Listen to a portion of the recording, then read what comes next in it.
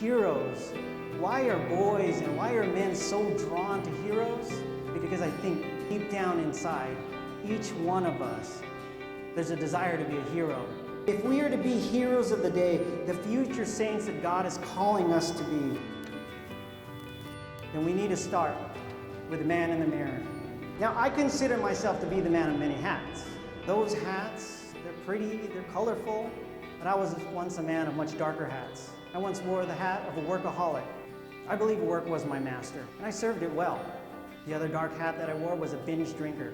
I always felt like I was goal-oriented. So when I drank with the pure intention of getting drunk. Because when I drank, another person came out.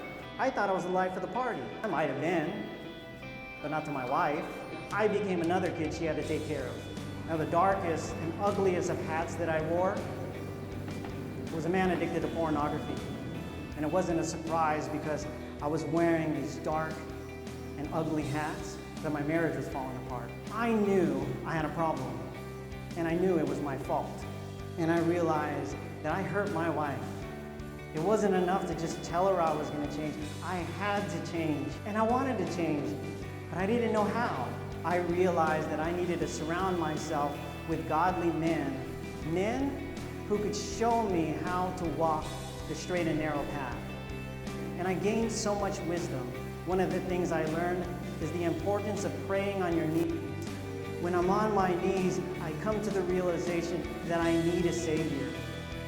It's on my knees that I come to realize how dirty I really am in the sight of God. When you come to realize that the cross is meant for you to continue the journey, you'll embrace it a lot more than cursing it. We need to change our perspective of our cross, and we need to take off our mask to allow the light of Christ to reflect upon another. I think what stood out to me most was just the honest testimony from the life of someone who is trying desperately to live a life of Christ. I think can speak to us a lot rather than just saying, like preaching dogma or preaching different, ideas. And so that I think spoke to me because I feel like I constantly get caught up in thinking about a lot of different things and trying to understand. But when I look at someone's life, I think it helps me a lot.